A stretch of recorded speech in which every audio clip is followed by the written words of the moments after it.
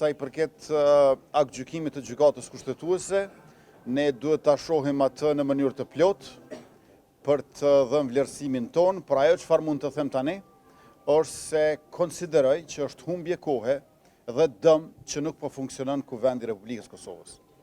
Kuvendi i Republikës Kosovës e ka zgjedh kryetarin, Dim Albashën, i ka zgjedh 4 nënkretarët, Albulena Haxhiun, Vlora Qitakun, Kujtim Shalën dhe Emilia Regjepin, askush nuk është duke zënë karrigën e zbrazët për nënkryetarin nga radhët e komunitetit sërb, është dashur që të vazhdoj puna e kuvendit, sepse shteti i Kosovës nuk ka kohë për të humbur.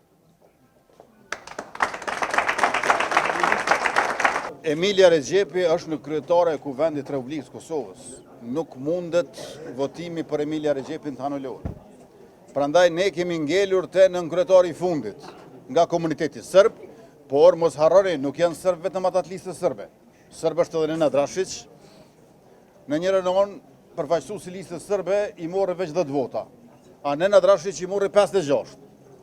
Veç 5 vota t'ja jepshin këta 52 që janë të opozitës, sot nuk ishim duke i bërë këto pyetje dhe këto përgjigje. Faleminderit shumë.